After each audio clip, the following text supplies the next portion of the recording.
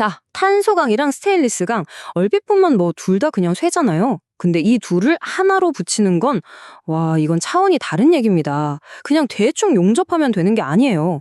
만약에 잘못되면 그 결과가 정말 끔찍할 수 있거든요. 하지만 이 위험천만한 도전을 성공으로 이끌어줄 뭐랄까 일종의 비밀 지도가 있습니다. 그게 바로 셰플러 조직도라는 건데요. 오늘 저랑 같이 이 지도를 한번 해독해 보시죠. 이 사진 좀 보세요. 와, 이 끔찍한 균열 보이시죠? 이게 그냥 뭐 용접봉을 잠깐 잘못 갖다 대서 생긴 그런 실수가 아니에요. 이건 말 그대로 금속 내부에서 전쟁이 일어난 겁니다.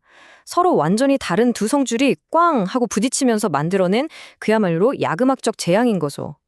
도대체 왜 이런 일이 벌어지는 걸까요? 그 뿌리부터 한번 파헤쳐 보겠습니다. 자, 첫 번째 파트입니다. 치명적인 결함. 그쵸. 지피지기면 백전백승이라고 하잖아요.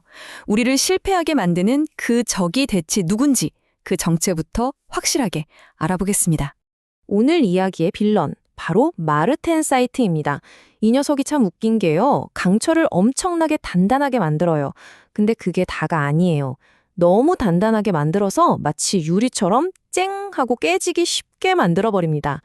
그러니까 우리가 이 두 금속을 그냥 섞어버리면 이 시한폭탄 같은 마르텐사이트가 딱 하고 태어나면서 모든 걸 망쳐버리는 거죠. 자, 두 번째 파트, 해결의 열쇠입니다. 모든 악당에게 천적이 있듯이 이 마르텐사이트를 미리 예측하고 피하게 해주는 영웅이 등장합니다. 바로 셰플러 조직도죠. 이 도구가 우리를 이 문제에서 구해줄 겁니다. 네, 바로 이겁니다. 셰플러 조직도. 딱 보면 좀 복잡해 보이죠? 선도 많고. 하지만 걱정 마세요.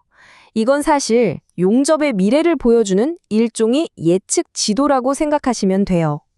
우리가 어떤 재료를 어떻게 섞으면 과연 어떤 결과가 나올지 이 지도 한 장이면 미리 다 알 수 있다는 거죠. 대단하죠? 이 지도를 읽는 법 생각보다 간단합니다. 자, 보세요. 가로축, 그러니까 X축은 크롬 같은 애들이 만드는 페라이트라는 팀이라고 생각하세요. 그리고 세로축, Y축은 니켈 같은 애들이 만드는 오스테나이트 팀이고요. 결국 이 두 팀이 서로 자기네 조직을 만들려고 막 줄다리기를 하는 거예요. 그 줄다리기 결과에 따라서 모든 게 결정됩니다. 세 번째 파트입니다. 실패의 증명.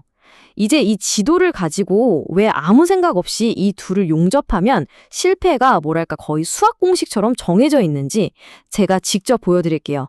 자, 지도 위에 점을 한번 찍어보죠. 먼저 우리 탄소강은 어디 있냐면 여기 거의 지도 왼쪽 맨 아래 구석 원점 근처에 쿡 박혀 있습니다. 그리고 스테인리스 강은 저기 멀리 오스테나이트랑 페라이트가 사이좋게 지내는 아주 안정적인 동네에 살고 있어요. 자, 여기서 이제 소름 돋는 결과가 나옵니다.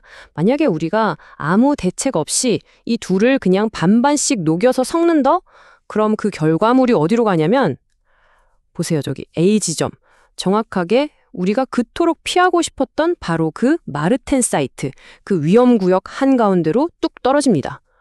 이건 뭐 실수가 아니라 그냥 정해진 수순이었던 거죠. 아니, 그럼 방법이 없는 걸까요? 이 두 금속을 안전하게 붙이는 건 정말 불가능한 미션인 걸까요? 네 번째, 구조 경로입니다. 당연히 해결책은 있습니다. 핵심은 뭐냐면요. 출발점이나 도착점을 바꾸는 게 아니에요. 그 둘을 잇는 새롭고 안전한 길을 만들어내는 겁니다. 그 열쇠가 바로 특별한 용과제에 있죠.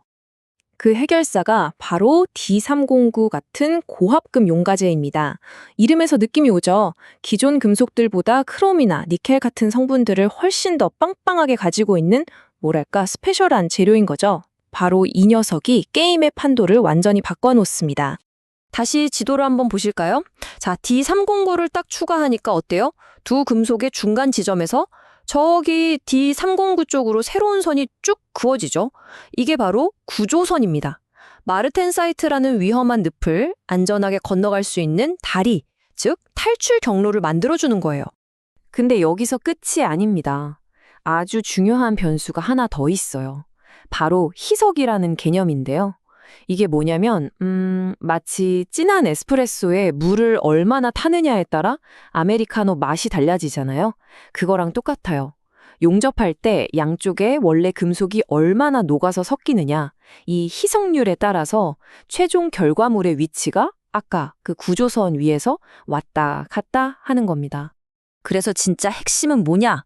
바로 이 희석률을 아주 정교하게 컨트롤하는 겁니다. 정말 외줄타기 같아요. 희석률을 33에서 50% 사이로 딱 유지하면 안전지대에 머무를 수 있는데 50%를 넘어가 버리는 순간 균형을 잃고 다시 저 마르텐사이트라는 위험한 곳으로 곤두박질 치는 거죠. 자, 5번째 파트입니다. 기술의 완성. 그럼 이 중요한 희석률, 이걸 대체 어떻게 컨트롤할 수 있을까요? 이제 이론은 그만하고 실제 현장에서 전문가들이 쓰는 실전 기술을 한번 들여다보겠습니다. 전문가들이 쓰는 비장의 무기가 바로 버터링이라는 기술입니다. 이름이 재밌죠? 진짜 빵에 버터 바르는 거랑 비슷해요. 먼저 탄소강 쪽에다가 D309 용가제를 쓱 하고 한 겹 미리 발라주는 거예요. 일종의 코팅이죠. 그리고 나서 우리가 원래 쓰던 일반 스테인레스강 용접봉으로 용접을 마무리하는 겁니다. 이 그림을 보시면 아하 하고 바로 이해가 되실 거예요. 미리 발라놓은 저 D309층이 아주 튼튼한 방어막 역할을 하는 겁니다.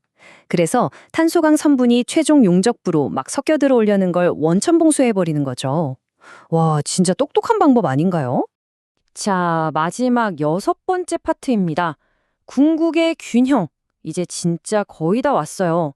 하지만 완벽한 용접을 위해서는 마지막 디테일 하나를 더 챙겨야 합니다. 바로 델타 페라이트라는 녀석을 잘 다루는 기술이죠. 완벽한 용접의 비밀은 바로 이 골디락스 존에 있습니다. 동화에 나오는 그 골디락스처럼 델타 페라이트라는 조직이 너무 많아도 안 되고 너무 적어도 안 된다는 거예요. 딱 5에서 10% 사이 아주 적절하게 들어있어야만 합니다. 왜냐고요? 이게 5%보다 적으면 용접부가 식을 때 쩍 하고 금이 가버릴 수 있고요. 반대로 10%보다 많아지면 나중에 뜨거운 환경에서 오히려 약해져서 깨져버릴 수가 있어요. 그러니까 이 섬세한 균형을 맞추는 게 완벽한 용접의 마지막 퍼즐 조각인 셈이죠. 자, 그럼 오늘 내용 한번 쫙 정리해 볼까요? 이종금속 용접의 주적은 바로 마르텐사이트. 이걸 피하기 위한 우리의 비밀 지도는 셰플러 조직도. 안전한 길을 만들어주는 해결사는 D309 같은 고합금 용가제. 그리고 이 길에서 벗어나지 않게 해주는 기술은 버터링. 마지막으로 완벽한 마무리를 위한 황금 비율은 델타페라이트 5에서 10%. 이 5가지만 기억하시면 됩니다. 이제 여러분은 재료의 속을 들여다보고 미래를 예측하는 아주 강력한 지도를 읽는 법을 배우셨습니다. 자, 이 지도 읽기 기술을 활용한다면 앞으로 또 어떤 복잡하고 어려워 보이는 재료 문제들을 해결해 나갈 수 있을까요? 한번 생각해 보시면 재밌을 겁니다.